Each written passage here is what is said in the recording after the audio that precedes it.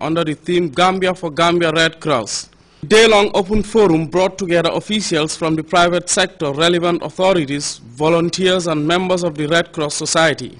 The President of the Gambia Red Cross Society in his opening remarks highlights the significant role the organization have rendered to humanity since its inception. The Red Cross is highly recognized for its role in reducing vulnerability and improving lives. The head of the Gambia Red Cross Society further outlined the organization's relationship with the government of the Gambia, which he went on to say is vital in providing their enabling resources to better enhance the organization. The Gambia Red Cross Society has also always been playing this role by supplementing or substituting the efforts of government in the humanitarian field wherever possible. Our vision is to alleviate human suffering wherever found, reduce vulnerability and improve lives through the power of humanity. We are actively engaged in health and care, first aid, responding to disasters, restoring family links, and advocating for a culture of non-violence and peace. Since health officials are cognizant of the fact that health is an important factor globally, which includes trauma, tuberculosis, mental illness, and diseases, in this vein, the Ministry of Health, in partnership with the Gambia Red Cross Society, are pushing to help reduce vulnerabilities in societies. The Deputy Permanent Secretary, Ministry of Health, commended the voluntary organization for their unwavering support to the most vulnerable ones in the march towards attaining safer environment.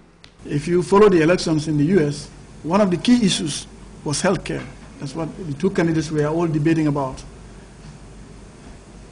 13 million Americans are with health insurance. It becomes a political issue. So that's an indication that health is a problem, it's a global problem. It's not only Gambia.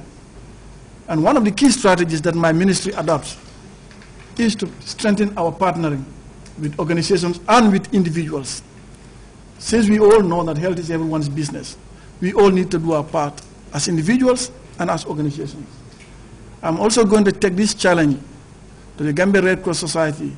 Let's do more for the Gambia. I know you've been there for many, many years, but still there's a room for improvement. Dr. Lamin Sidibe, psychologist, delivered an in-depth lecture on the term social vulnerability, its effect and causes. To be socially vulnerable means that you lack the ability to cope or withstand adverse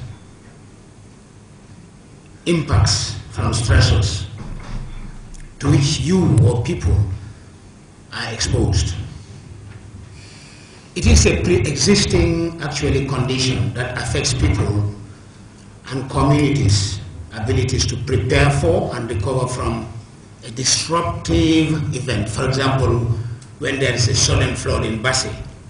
Reducing vulnerability for people and improving their lives. I would like to continue with the definition of vulnerability.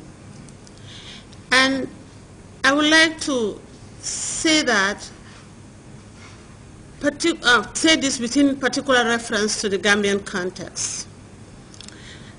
Action 8 describes vulnerability as exposure to hazards and shocks, just as was said to us earlier.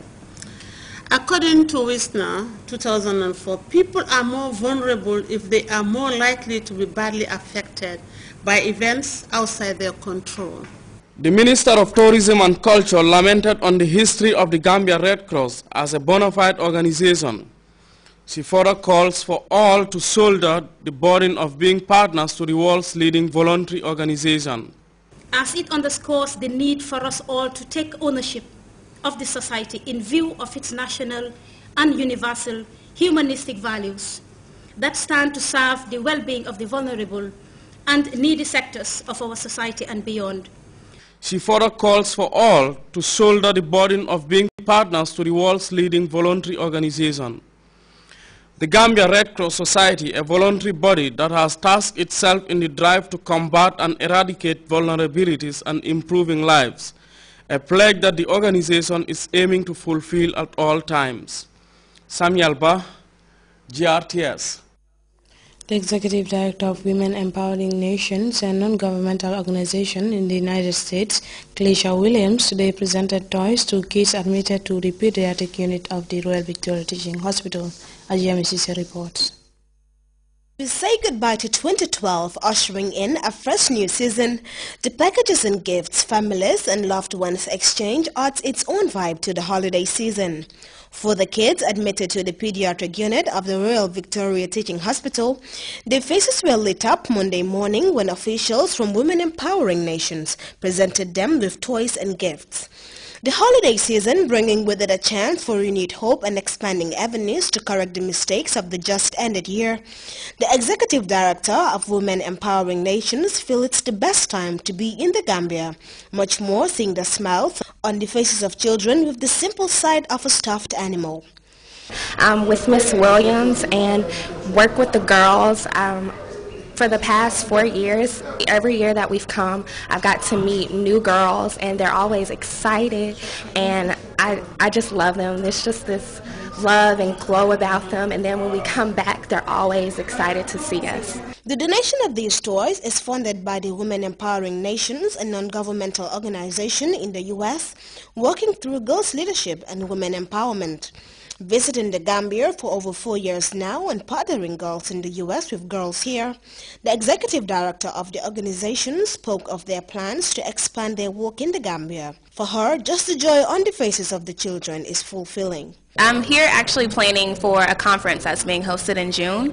It's called the Girls Leading Our World Leadership Conference. So I'll be bringing over some African American students and also selecting some Gambian girls to participate in a conference for a week in June. So I'm really looking forward to coming back and giving the gift of knowledge, education, and empowerment next trip. The presentation of toys to children on the last day of the year, especially at the time they battle with their health, gives an air of comfort to these children. For Grts News, I am Aja Amisise. Well, time now to take our first break. We'll be right back.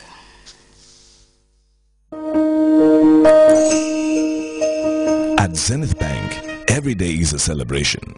We celebrate you, our customers, for taking every stride with us all through the year. Zenith Bank, the biggest bank in West Africa, your ideal banking partner, offering the most innovative and technologically driven products and catering for all your financial needs.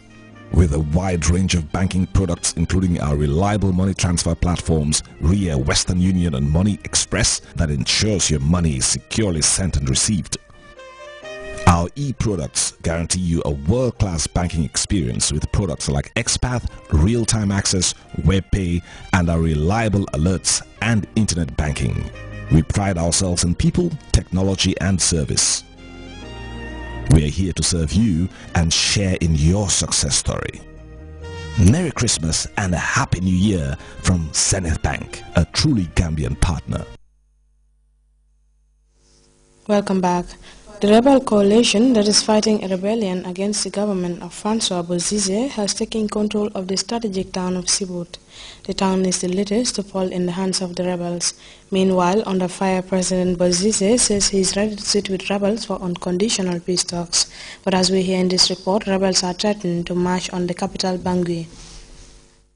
Bangui, concern is growing as the Seleka rebel movement is gaining ground and now control the majority of the country.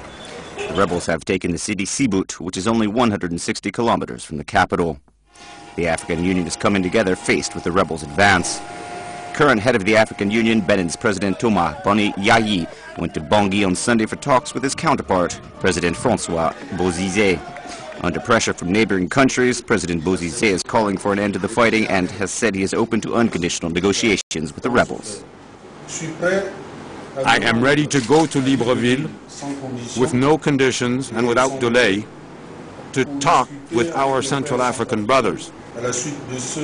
Following this meeting, we will be ready to put in place a national coalition government.